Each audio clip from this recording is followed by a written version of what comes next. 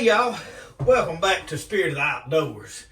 I have got two front shoulders that I have had in here really entirely too long. They really don't need to be in here probably but about 10 days or a couple of weeks, 14 days, something like that. These have been in here about 3 weeks, maybe even longer, maybe closer to 4 weeks. So what I've done is built me an oak salt box, and this salt is done got soaked up. It really needs cleaning out. I have got two more up there I need to put in here. The deal with this is something, y'all, I don't really know what I'm doing. I'm trying to learn this. I have a lot of people ask me about it. Oh, you got a smokehouse. How do you do that? Well, I'm still trying to figure it out. And I'm going to leave this old salt in there because it'll create a bed in here. And it's not just completely damp. I'm going to lay them other ones in there, and I have got some more salt. I try to use salt from the grocery store. However, I have bought pool salt and used it, and I've not had a problem. I keep pool salt and all here. You'll see in the background videos that I do a lot of my hides and stuff with, because all it's there is to draw moisture out. It'll do the job. Some people say, oh, it's got bleach in it. The salt itself don't have bleach in it. Because it may have Clorox brand on the bag, don't mean they put bleach. I mean, if they was putting bleach in it, they just say bleach, you know what I mean? Anyway, we're not going to get into all of that. If you don't want to use pool salt, don't do it, you know. But I'm just saying, in a pinch, in a survival situation, is salt. It'll work. So what I'm going to do right now is I'm going to rinse the salt off of these two front shoulders. They were off the deer I killed here a while back. And we're going to hang them up and get started smoking them. And then I've got two off this buck that I killed, and I'm going to put them in the salt box, and we're going to cover them with salt. I've got a bag of salt right here, and I need to get it done. The thing that I'm a little bit worried about is right now our temperature is a little bit high. We're having storms and rain coming in, and we went from really, really cold and it's day after Christmas. So we're in like 50 something degrees, pushing 60. That's not ideal. So I have put them in here. The last time I did this, the reason I hadn't done it in a while since then is because they got worms in it. I just put it like that. We ain't gonna get into no detail. It just got really nasty, and I had to clean this whole mess out, and I was like, I ain't fooling with that no more. And our problem is it actually gets really, really warm here. So I'm going to take these two around here. I'm going to rinse them out. Then we're going to tie them up here in the rafters and get them hung up. So y'all hang with me. Just so y'all can see, this right here is just, it's done. You see, it's soaked a lot of blood and moisture out of these. So we're going to take these two around here and rinse them off, and then we're going to hang them up in the rafters. So up here and around, now that is a pair of blue jeans. That is for doing hides. My smoke comes in right here, and I got an elbow I can stick on there and put them denim jeans and tie my hides up. I'm gonna smoke a raccoon or something. But I'll hang that meat on these strings, And I've got to wipe them off. I've got cobwebs and stuff I cleaned up in here, but it ain't spotless. And I have used this rack, y'all, to make jerky on. But now most of the time this is made to lay out a buckskin so that I can spread out. I'll spread these sticks way out and I can lay that buckskin out on there and smoke it in here. So I smoke hides in here, do a lot of things like that in here. But just so you can see, I've just got slats stuck up there. The smoke exhaust out them windows, out them holes at the top.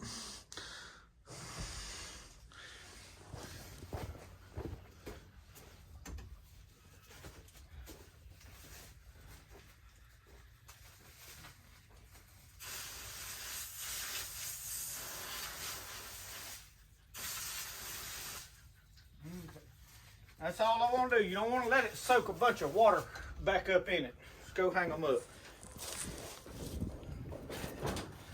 Wind's gonna blow that.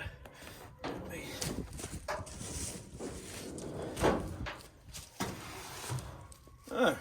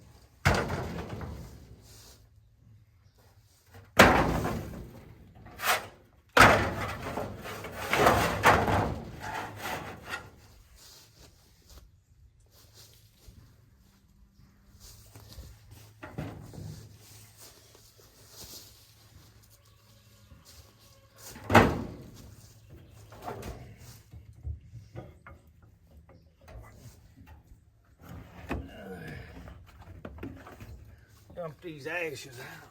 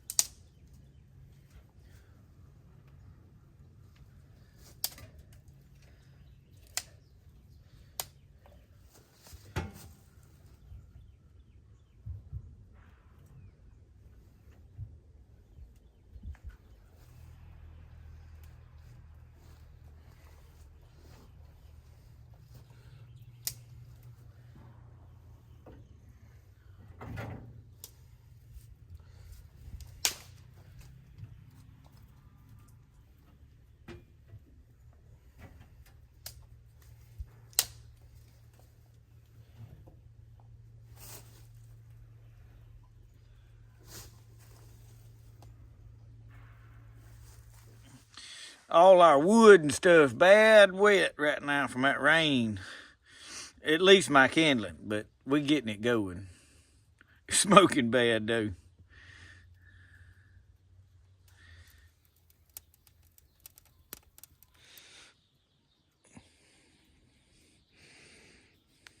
So while we waiting on this to get caught up and get the roll, I'm not gonna shut it up and force the smoke into the smokehouse till I get some of them pine limbs burnt, you know what I mean? Because we got all hickory and pecan right here that we're gonna use, so.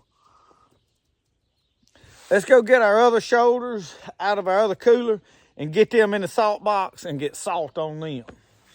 So what we've still got in there is 2 front shoulders and a couple of hocks. And I have had ice bottles on here to keep them from running. And there's a couple other scrap pieces of meat that's probably gonna become jerky and whatnot. Oh, so, and this is a loin. My camera keeps adjusting itself. Anyway, this stuff's gonna become jerky. This is actually a loin out of the lower part of the neck I cut off. So anyway, we gotta get, how big them shoulders, ugh, that splattered up on me. Get my other shoulder out of here. Where's it? There it is. And then we gotta clean off. We gotta get all this done today out of this cooler. Oh, get these arranged in a way that I can cover them with that salt. So y'all, right here I have got, this is some Cisco classic salt covering my grocery store. The bags done got damp. I'm gonna have to be real careful with it. So,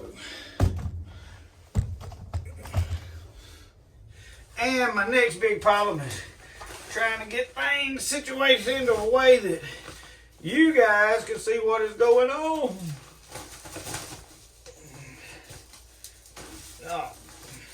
Because it don't pay to be filming videos and you can't see nothing.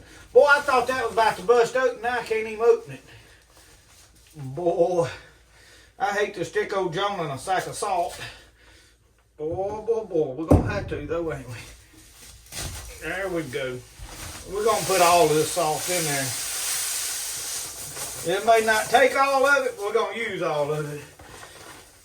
And the reason is the flies, if it warms up, will get to it. See, we already got stuff flying around. So let that clean salt be on the top. It'll draw the moisture out. There's cracks in this. So shut that. Lay this on there where some critter can't get in here. Wipe that knife blade off real good and go oil it. Got salt on it. Put that sack in there, let it burn too.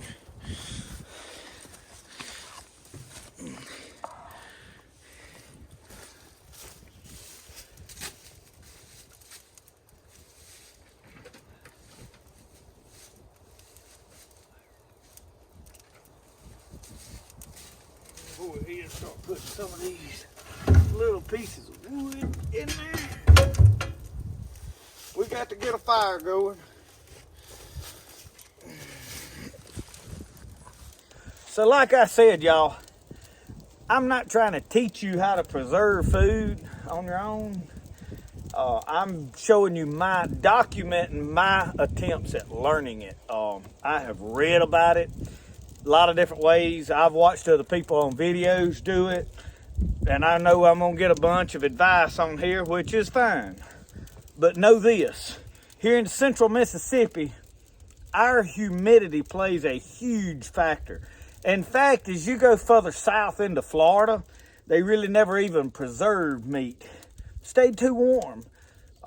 So like now, I get to choose to do this on the coldest times of the year. Today, our highs are gonna be in the 60s. That's not ideal. It's really not. Now, once it has had the moisture sucked out of it, those that are hanging up will be fine. I won with them. And the last time I did this, they come out really, really salty. The best way I found to eat it after it was done this was rehydrate it in a cooler of water. And it would get out a lot of the salty, but it's going to have a salty flavor when you do it this way. Is there other ways to do it? I've read of just put it in a bucket and rub some salt over it. Just pack the salt around. And here with the flies, the heat, that don't work. You got to get all that moisture out as fast as possible. Really, you need to do it in like 10 days. Them has sat in there for far too long. They're probably going to be salty. So these that I have just put in there, I know them other ones has been in there about 3 weeks. I'm going to go for 10 days on these and then get out here and swap them over. And that way I'll know at the end of it, hey, this made a huge difference. Because that is how you learn stuff, is by trying and doing. You can read stuff all day long. You can hear people's advice all day long.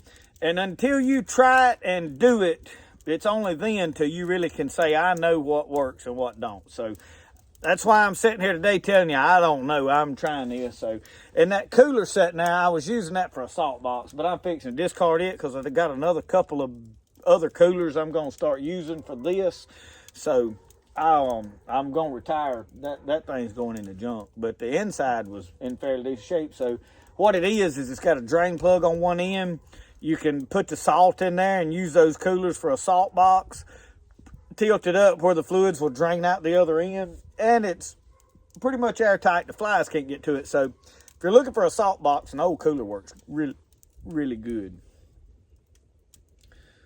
So we've got a fire going. We're going to shut this up. We've got that hanging up. I'll get a little clip of how much smoke is in that smokehouse. This is not really smoking right now. We just got a fire going. So as it gets a bed of coals in there, then we will do it. And I don't want it to get real hot. And this smokehouse is 6x6, treated wood, just wrapped in metal. No insulation, no nothing. So I got a video on the build of that thing somewhere way back in the file.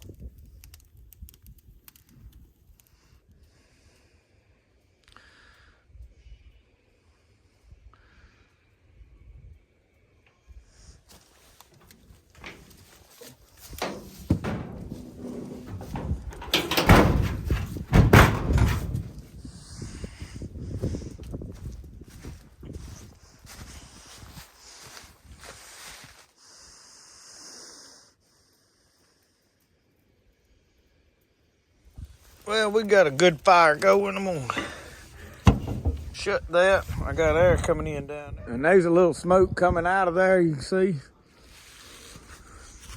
Maybe it won't just overpower it. I think more is coming out of that side with the wind blowing.